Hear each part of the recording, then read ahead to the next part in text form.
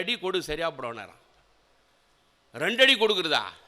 அவன் கொடுத்தா என்ன திருப்பி கொடுப்பான். அந்த மாதிரி இருக்கிறான் என் பையன். 2 அடி கொடுன்றார். அந்த நண்பர் சொன்னார், 2 அடி என்பது அடி அல்ல, உலகத்தை அளந்த ஈரடி. திருக்குறளை அவனுக்கு கொடு என்று சொன்னார்கள். அது கொடுத்தா போதும், எல்லாம் அவனிடத்திலே வந்துவிடும் என்று சொன்னார்கள். இது 2. திருவாசகம். 12 திருமுறைகளிலே திருவாசகம் என்பது 8ஆம் திருமுறை. அந்த 8ஆம் திருமுறையை இந்த உலகத்திற்கு எட்டி வைக்கின்ற தமிழ். 8 பல்வேறு எண்கள் இருக்கிறது. நாம பார்க்கிறோம் 1 2 3 4 5. ஆனால் 8 இருக்கிறதே, அது 8 எங்கே தொடங்குகிறோமோ அங்கே தான் முடியும். 8 எங்கே தொடங்குறோமோ அங்கத்தான் முடியும். 1 எங்கே தொடங்குறோமோ அங்க முடியாது. 2 எங்கே தொடங்குறோமோ அங்க முடியாது. 3 எங்கே தொடங்குகிறோமோ அங்க முடியாது. 4 5 6 7 எங்கே தொடங்குகிறோமோ அங்கே அது முடியாது. 8 அப்படி அல்ல, எங்கே தொடங்குகிறோமோ அங்கே முடியும். அதுதான் 8ஆம் நம்பர். அதுதான் 8ஆம் திருமுறை என்று சொல்லக்கூடிய திருவாசகம். திருக்குறள் 2, திருவாசகம் 8. 2 8 28. இப்படித்தான் அவர் நம்முடைய தலைப்பை அவர்கள் கொடுத்திருக்கின்றார்கள். அந்த வகையிலே பார்க்கும் பொழுது இந்த தமிழ் நாம் எல்லாம் பார்க்கிறோம். முத்தமிழும் முத்தும் முழங்கிடும் திருநாடு நம் நாடு, கத்தும் கடலடக்கி களம் செலுத்தி கடாரம் என்றோ நம்மினத்தார், நாமணக்க பாப்பாடி நற்றமிழையை நல்லவையை பாமணக்க செய்ய வந்த பாவலர்கள் தேவனொத்த தீந்தமிழை தந்திடும் திருநாடு என்று இந்த தாய் திருநாட்டை நாம் போற்றுகின்றோமே. இந்த தாய் திருநாட்டை எத்தனையோ அதிகாரங்கள் இங்கே ஆட்சி செய்திருக்கிறது. பல்வேறு அதிகாரங்களை நாம் பார்க்கிறோம். களப்பிரர்களுடைய அதிகாரம், பல்லவர்களுடைய அதிகாரம், நாயக்கன்மார்களுடைய அதிகாரம், முகலாயர்களுடைய அதிகாரம், ஆற்காடு நவாபுகளுடைய அதிகாரம், வெள்ளைக்காரர்களுடைய அதிகாரம், பிரெஞ்சுக்காரர்களுடைய அதிகாரம், எத்தனையோ அதிகாரம் நம்முடைய நாட்டை ஆட்சி செய்திருக்கிறது, அதிகாரம் செய்திருக்கிறது, ஆட்சி செய்திருக்கிறது, அதிகாரம் செய்திருக்கிறது. அது வந்து இருக்கிறது, சென்று இருக்கிறது, ஆட்சி செய்திருக்கிறது, அது அழிந்திருக்கிறது. இவையெல்லாம் நம்முடைய நாட்டுக்கு நாட்டிலே அதிகாரம் செய்தது. இவையெல்லாம் அழிந்திருக்கிறது. ஆனால் எந்த நேரமும் 3500 வருடங்களுக்கு முன்பாக, 4000 வருடங்களுக்கு முன்பாக நம்முடைய மூல தமிழ் என்று சொல்லக்கூடிய அந்த தொல்காப்பியம் இருக்கிறதே, அந்த தொல்காப்பியத்திலே இருக்கக்கூடிய பொருள் அதிகாரம், சொல்லதிகாரம், எழுத்ததிகாரம், 3 அதிகாரம். பொருள் அதிகாரம், எழுத்ததிகாரம், சொல்லதிகாரம். இந்த அதிகாரம் இன்றும் கூட 4000 ஆண்டுகளாக இந்த நாட்டை ஆண்டு கொண்டிருக்கக்கூடிய அதிகாரம். உலகம் அழியும் வரை ஆண்டு கொண்டிருக்கக்கூடிய அதிகாரத்தை பெற்றவர்களாக நாம் இருக்கின்றோம். அந்த வகையிலே தான் இந்த தமிழனுடைய பெருமையை நாம் பார்க்கிறோம். 4000 வருடங்களுக்கு முன்பாக தொல்காப்பியம், 2500 வருடங்களுக்கு முன்பாக புறநானூறு, 2000 வருடங்களுக்கு முன்பாக உலகத்தினுடைய பொதுமறையாம் திருக்குறள். 1ஆம் நூற்றாண்டிலே திருக்குறள், 2ஆம் நூற்றாண்டிலே மணிமேகலை சிலப்பதிகாரம், 3ஆம் நூற்றாண்டிலே மறைமலை அடிகள் கூற்றுப்படி திருவாசகம், 4ஆம் நூற்றாண்டிலே ஆசார கோவை, 5ஆம் நூற்றாண்டிலே கல்லாடம், 6ஆம் நூற்றாண்டிலே பெருங்காதை, 7 8ஆம் நூற்றாண்டுகளிலே ஞானசம்பந்த பெருமான் அப்பர் நாவுக்கரசருடைய பதிகங்கள், 9ஆம் நூற்றாண்டிலே சுந்தரமூர்த்தி நாயனார் ஆழ்வாருடைய பதிகங்கள், பாசுரங்கள், 10ஆம் நூற்றாண்டிலே சீவக சிந்தாமணி, 11வது நூற்றாண்டிலே பெரிய புராணம், 12ஆம் நூற்றாண்டிலே கம்ப ராமாயணம் கந்தர் அலங்காரம், 13ஆம் நூற்றாண்டிலே சிவனான போதம், 14ஆம் நூற்றாண்டிலே தலபுராணம், 15ஆம் நூற்றாண்டிலே திருப்புகழ் ஸ்ரீ வில்லிபுத்தூரார் பாரதம், 16ஆம் நூற்றாண்டிலே திருவிளையாடல் புராணம், 17ஆம் நூற்றாண்டிலே தேம்பாவணி சீரா புராணம், 18ஆம் நூற்றாண்டிலே தாயுமான சுவாமியினுடைய பாடல்கள், 19ஆம் நூற்றாண்டிலே அருட்பிரகாச வள்ளலார் ராமலிங்க சுவாமியினுடைய திரு அருட்பா, 20ஆம் நூற்றாண்டிலே முத்தமிழ் அறிஞர் பேரறிஞர் அண்ணா அவர்கள், கி.ஏ.பா. விஸ்வநாதன் அவர்கள், உ.வே. சாமிநாதன் அவர்கள், தேவநாய பாவனர் அவர்கள், புரட்சி கவிஞன் பாரதிதாசன், உலகமகா கவிஞன் பாரதி என்ற வரிசை தமிழ் வளர்ந்திருக்கிறது. இந்த தமிழ் இந்த உலகத்திற்கு அறிவித்திருக்கிறது என்று சொன்னால், இந்த 20ஆம் நூற்றாண்டிலும் கூட இந்த தமிழை உலகம் பூராவும் எட்ட வைக்கின்ற அந்த பெருமையின் காரணமாகத்தான் நம்முடைய விசாக பெருமாள் ஐயா அவர்களுடைய நூல், நம்முடைய ராக்கோ அவர்களுடைய நூல், இத்தனை படைப்பாளிகள் இங்கே படைத்திருக்கிறார்கள் என்று சொன்னால் இப்பேற்பட்ட இந்த தமிழ் வளர்ந்து இருக்கிறது. அந்த வகையிலே தான் வள்ளுவ பெருந்தகை மிக அழகாக சொன்னான், இதனால் முடிக்கும் என்றாய்ந்து அதனை அவன் கண் விழல் என்று சொன்னான்.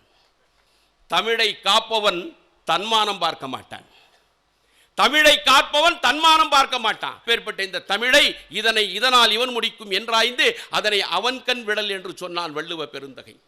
அந்த வகையிலே தான் நாம் பார்க்கிறோம் திருக்குறளும் திருவாசகமும்.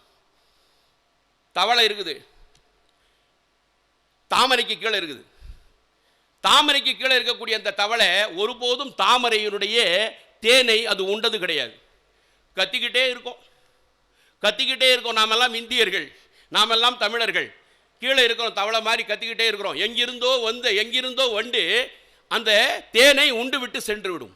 அதை போல மதத்தை பரப்புவதற்காக, கிறிஸ்துவ மார்க்கத்தை பரப்புவதற்காக எங்கிருந்தோ வந்த வண்டு இந்த தாமரையிலே தேனை எடுத்தது. அது மயங்கி விழுந்தது, மீண்டும் மயக்கம் தெளிந்தது. மயக்கம் தெளிந்த பிறகு நாம் உண்டது தேன் அல்ல, அது தமிழ் என்றது. அந்த வகையிலே தான் ஜி.யு. போப் என்பவர் மதத்தை பரப்ப வந்தவர். தமிழின் மீது ஏற்பட்டிருக்கின்ற பற்றின் காரணமாக திருக்குறளையும் திருவாசகத்தையும் மொழிபெயர்த்தார்கள். இன்று உலகம் பூராவும் அறிந்திருக்கிறது என்று சொன்னால், அப்பேற்பட்ட ஜி.யு. போப் சொன்னார், நான் இறந்து விட்டால் என்னை நீங்கள் புதைக்கும் பொழுது திருக்குறளையும் திருவாசகத்தையும் சேர்த்து அடக்கம் செய்யுங்கள் என்று சொன்னார். ஜி.யு. போப் எங்கிருந்தோ வந்த வண்டு, திருவாசகத்தையும் திருக்குறளையும் சேர்த்து அடக்கம் செய்யுங்கள். எனக்கு சமாதி கட்டி முடிக்கப்பட்டு என்னுடைய சமாதியிலே எழுதுங்கள். இங்கே ஒரு தமிழ் மாணவன் உறங்கி கொண்டிருக்கிறான். மாணவன் உலகம் பூராவும் அறிந்து கொள்ளக்கூடிய அந்த திருக்குறளையும் திருவாசகத்தையும் ஜி.யு. போப் அவர்கள் இப்படி சொன்னார்கள் என்று சொன்னால், ஒருத்த வந்தான், ஒரு கிறிஸ்துவன், ஜி.யு. போப் அவர்களிடத்தில் கேட்டான், ஜி.யு. போப், மார்க்கத்தை பரப்புவதற்காக நீங்கள் வந்துவிட்டு இங்கே திருவாசகம் திருக்குறள் இப்படியே நீங்கள்லாம் பேசினுக்கிறீங்களே, மார்க்கத்துடைய பணியை ஒன்று கூட செய்யலையே, நீங்கள் ஊழியம் எதுவுமே செய்யவில்லையே என்று கேட்டார்கள். இல்லை, நான் ஊழியம் செய்து கொண்டிருக்கிறேன் என்று சொன்னார்கள். என்ன ஊழியம் செஞ்சிருக்கிற? மார்க்கத்தினுடைய ஊழியம் செய்யவில்லை, நான் தமிழ் ஊழியம் செய்து கொண்டிருக்கிறேன் என்று சொன்னார்கள். அந்த தமிழ் ஊழியம் ஜி.யு. போப் அவர்கள் சொன்னார்கள், இந்த உலகத்திலே இருக்கக்கூடிய எல்லா மொழிகளும் இருக்கிறது, அதிலே பல செம்மொழிகள் இருக்கிறது, ஆனால் இந்த உலகத்தை ஒரு நாள் தமிழ் ஆளும் என்று சொன்னார்கள் ஜி.யு. போப். வெள்ளக்காரன் கேட்டான், எப்படி ஆளும் அது எப்படி ஆளும்? எவ்வளவு பேர் இருக்கிறார்கள் தமிழ் பேசக்கூடியவர்கள்? உலகத்திலே எவ்வளவு பேர் இருக்கிறாங்க? அந்த காலத்தில் 5 கோடி பேர். ஜி.யு. போப்புடைய காலத்தில் 5 கோடி பேர் எப்படியா உலகத்தை ஆள முடியும்? உலகத்தில் எப்படி தமிழன் ஆள முடியும்? தமிழன் எப்படி ஆள முடியும்? தமிழ் எப்படி ஆள முடியும் என்று கேட்டார்கள். ஜி.யு. போப் சொன்னார், தஞ்சாவூருக்கு போயிருக்கிறியா? நீ போயிருக்கிறேன். தஞ்சாவூர் கோயிலை பார்த்துருக்கிறேன். அந்த கோயில் எப்படி கட்டப்பட்டிருக்கிறது என்று கேட்டார்கள். அவன் சொன்னான், கோயிலா? அது எப்படி கட்டணுமோ அப்படி கட்டியிருக்கிறான். இல்லைப்பா, கோயிலெல்லாம் பார்த்தியா எப்படி கட்டியிருக்கிறோம்? கோயிலை பார்த்தேன், எப்படி கட்டப்பட்டது என்று நான் பார்க்கவில்லை என்று சொன்னான். ஜி.யு. போப் அவர்கள் சொன்னார்கள், எல்லா கட்டிடம் கட்ட வேண்டும் என்று சொன்னால் அஸ்திவாரம் தேவை, கடக்கால் தேவை, இன்றைய உலகத்திலே பில்லர் தேவை. ஜி.யு. போப் அவர்கள் சொன்னார்கள், தஞ்சாவூருடைய பெருவுடையார் கோவில் கடக்கால், அஸ்திவாரம் என்பது கிடையாது. கடக்கால் இல்லாமல், அஸ்திவாரம் இல்லாமல், எந்த பில்லரும் இல்லாமல் அந்த கோவில் நின்று கொண்டிருக்கிறது. கல்மேல் கல் வைத்து அந்த கோவிலை கட்டி இருக்கிறான் ராசராச சோழன். கோபுரத்தினுடைய எடை மட்டும் 80 டன். இப்படி கல்மேல் கல் வைத்து கட்டப்பட்டிருக்கிறது. ஜி.யு. போப் அவர்கள் சொன்னார்கள், எந்த விதமான அஸ்திவாரமும் இல்லாமல், எந்த விதமான அடிப்படை இல்லாமல், எந்த விதமான கடக்கால் இல்லாமல் ஒரு கட்டிடம் நின்று கொண்டிருக்கிறது என்று சொன்னால் அது எப்படி நின்றது? இன்றும் கூட ஆச்சரியம். ஜி.யு. போப் அவர்கள் சொன்னார்கள், அந்த ராசராச சோழன் அந்த கோவிலை கட்டினான். அந்த கோவிலை அவன் எப்படி கட்டினான் என்று சொன்னால், அங்கே உள்ளே பிரதிஷ்டை செய்திருக்கக்கூடிய பெருவுடையார் கோயில், சிவபெருமான் காட்சி அளிக்கிறார். 12 அடி உயரம் அவருடைய வடிவம், 12 அடி உயரம். தமிழனுடைய உயிரெழுத்து 12. பீடம் 6 அடி, பீடத்தில் இருந்து 12 அடி, மொத்தம் 18 அடி. பீடமும் அவருடைய வடிவம் 12, 16 சேர்த்து 18. தமிழினுடைய மெய்யெழுத்து 18 என்று சொன்னார்கள். சிவபெருமானுக்கும் நந்தி பகவானுக்கும் நடுவிலே இருக்கக்கூடிய இடைவெளி 216 அடி. அந்த 216 அடி எதை குறிக்கிறது என்று சொன்னால் தமிழினுடைய உயிர்மை எழுத்து 216. பெருவுடையார் கோயிலுடைய கோபுரத்தினுடைய உயரம் 247 அடி. தமிழினுடைய மொத்த எழுத்து ஆயுத எழுத்தோடு சேர்த்து 247. தமிழால் கோவிலை கட்டினான், தமிழாய் கோவிலை கட்டினான். இந்த தமிழால் கட்டிய காரணத்தினால் கடக்கால் தேவையில்லை, அஸ்திவாரம் தேவையில்லை, அந்த கட்டிடம் உயர்ந்து நிற்கிறது. ஜி போப் சொன்னான், இந்த கட்டிடம் நிற்கிறது என்று சொன்னால் ஏண்டா தமிழன் உலகத்தை ஆளமாட்டான், தமிழ் உலகத்தை ஆளாது என்று கேட்டார்கள். இப்பேற்பட்ட இந்த தமிழை வளர்க்கக்கூடிய இந்த மாபெரும் பெருமை வாணியம்பாடி முத்தமிழ் மன்றம். என்ன பேராசை? இந்த உலகத்திலே தமிழ் வாழ வேண்டும், உலகம் பூராவும் தமிழ் பேச வேண்டும், தமிழர்கள் வெற்றி பெற வேண்டும், தமிழன் என்று சொல்லடா, தலை நிமிர்ந்து நில்லடா என்கின்ற அந்த பேராசை உடையவர்கள். இந்த பேராசை, இதைத்தான் நாம் திருக்குறளிலே பார்க்கிறோம், திருவாசகத்திலே நாம் பார்க்கிறோம். ஐயா சொன்னார், இவருக்கும் திருவாசகத்துக்கு என்ன சம்பந்தம், திருவாசகத்துக்கும் கம்பராமாயணத்துக்கு என்ன சம்பந்தம், திருவாசகத்திற்கு என்ன சம்பந்தம் என்று கேட்டார்கள். இந்த திருவாசகம் இருக்கிறதே, 12 திருமுறைகள் இருக்கிறது. அந்த 12 திருமுறைகளிலே எனக்கெல்லாம் தமிழ் மேலே ஆர்வம், இந்த கோயில்கள் மேலெல்லாம் எனக்கு ஆர்வம். இந்த கோயிலை எப்படி எப்படியெல்லாம் கட்டியிருக்கிறாங்க. பராக்கிரம பாண்டியே தென்காசியிலே காசி விஸ்வநாதர் கோயிலை கட்டி முடித்தான். முடித்த பிறகு நாமெல்லாம் போகும்போது உள்ள போய் பார்க்கலாம், வலது கையில் ஒரு கல்வெட்டு இருக்கும். அந்த கல்வெட்டிலே எழுதப்பட்டிருக்கிறது, காசி விஸ்வநாதர் ஆலயம் கட்டி முடிக்கப்பட்டது.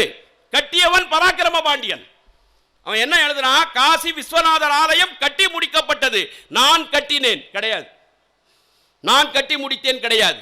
இதைத்தான் ஒரு கவிஞன் மிக அழகாக சொன்னான், நான் மறையை கற்றவன் அல்ல நாணி, நான் மறையை கற்றவன் அல்ல நாணி, நான் மறையை கற்றவனே நாணி.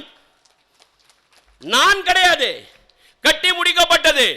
இந்த கோவிலில் இருந்து ஒரு கல் சரிந்து கீழே விழுந்தால் அதை எடுத்து யார் அங்கே வைப்பார்களோ, கல் வைத்த இடத்திலே யார் சாந்து பூசுவார்களோ, இந்த கோவிலத்துடைய கோபுர கலசத்தில், கோபுரத்தில் இருக்கக்கூடிய கலசம் தலை குப்புற கீழே விழுந்தால் அதை எடுத்து யார் அங்கே வைப்பார்களோ அவர்களை பார்த்து நான் இப்பொழுதே இன்றே உலகறிய அவருடைய பாதங்களிலே விழுந்து வணங்குகிறேனா.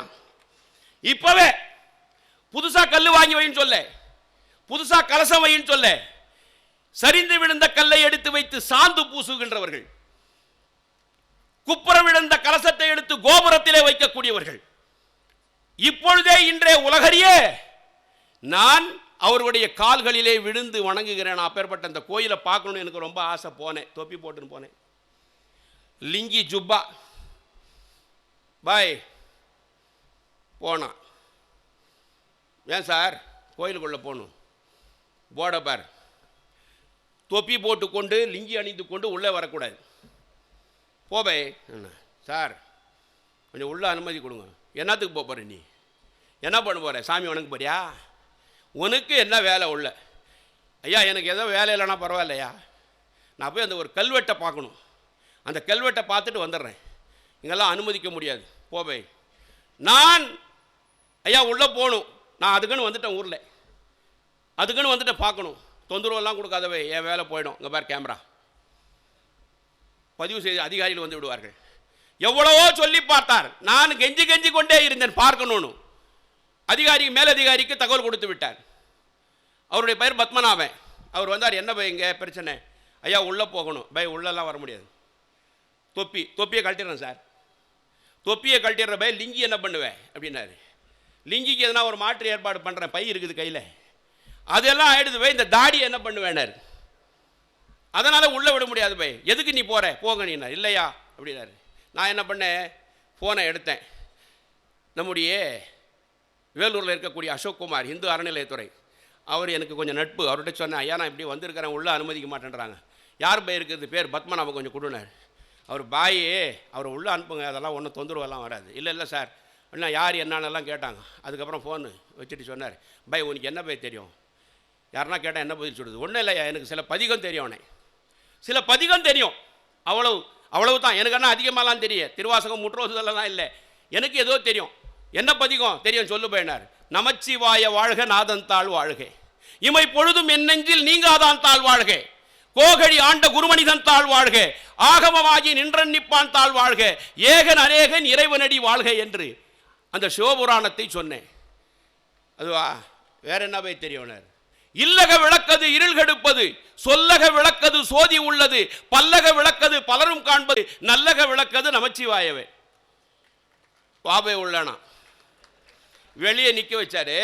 வாபை உள்ளனர். நான் கல்வெட்டு பார்க்கறதுக்கு போனேன். என்னை பத்மநாபன் என்கின்றவர் அழைத்து கொண்டு சென்றார். அழைத்து கொண்டு எங்கே சென்றார் என்று சொன்னால் கருவறைக்கு சென்றார்கள். கருவறைக்கு என்னை அழைத்து சென்றார்கள். என்னுடைய எண்ணத்திலே தோன்றியது, என்னுடைய சிந்தனையிலே தோன்றியது, திருமுறையை கற்றால் கருவறையை அடையலாம். சாதி இல்ல, மதம் இல்ல, பேதம் இல்லை. திருமுறையே முழுக்க 12 திருமுறை அல்ல, சில பதிகங்கள். திருமுறையை கற்றால் கருவறை அடையலாம். இதை சொல்லக்கூடிய அந்த நோக்கம் இருக்கிறது. என்ன நோக்கம் என்று சொன்னால், அந்த திருமுறை இந்த உலகத்தினுடைய பொது பால், பொது மொழி, பொது நூல் என்று சொல்லக்கூடிய திருக்குறளை போலத்தான் திருவாசகமும்.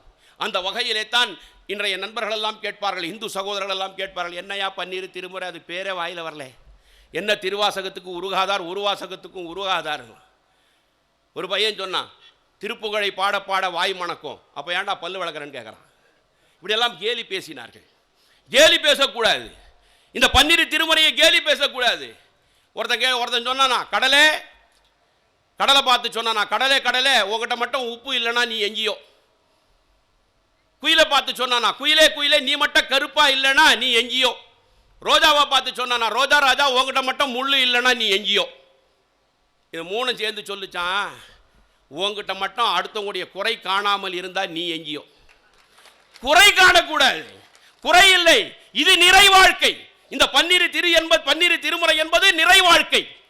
12 திருமுறை என்பது படிப்பதற்குரிய மட்டுமல்ல, அது வாழ்வதற்குரியது மட்டுமல்ல, வணங்குவதற்கு தகுந்தது 12 திருமுறை.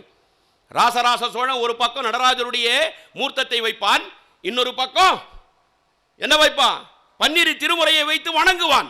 இப்பேற்பட்ட இந்த 12 திருமுறை, இதை இந்த உலகத்திற்கு சொன்னவர் மாணிக்க வாசகர் மட்டுமல்ல, ஞானசம்பந்த பெருமான், சுந்தரமூர்த்தி நாயனார், அப்பர் நாவுக்கரசர், சேக்கிழார் பெருமான். நாம் எல்லாம் இதை மறந்துவிட்டு வாழ்ந்து கொண்டிருக்கிறோம். இன்றைய இளைஞர்கள் கேட்கிறார்கள். இந்து சகோதரர்கள் தான் தன்னுடைய பிள்ளைக்கு இடுப்பில் தங்க கயிறு கட்டுவார்கள். இடுப்பில் தங்க கயிறு கட்டுவார். அந்த பிள்ளைக்கு தெரியாது இடுப்பில் கட்டியிருந்து தங்க கயிறு, அந்த பிள்ளைக்கு தெரியாது. அதை போலத்தான் இன்றைய இந்து தர்மத்திலே இருக்கக்கூடிய இளைஞர்களுக்கு இந்து தர்மம் என்ன என்பது தெரியவில்லை, சைவம் என்ன என்பது தெரியவில்லை, வைணவம் என்ன என்பது தெரியவில்லை. அந்த குழந்தைக்கு தன்னுடைய இடுப்பிலே கட்டியிருக்கக்கூடிய கயிறு தங்க கயிறு என்று அறியாததை போல அந்த குழந்தையை போல இன்றைய இளைஞர்கள் இருக்கிறார்கள். இப்பேற்பட்ட இந்த தர்மத்தை இந்த உலகத்திலே தமிழின் மூலமாக வளர்க்கக்கூடிய இந்த தமிழ் சங்கங்கள், முத்தமிழ் மன்றங்கள் இப்பேற்பட்ட இந்த பேரு வகையான இந்த நிகழ்ச்சியை நடத்தி கொண்டிருக்கிறார்கள். நம்ம பார்க்கணும், சொல்லணும், கேட்கணும், படிக்கணும்.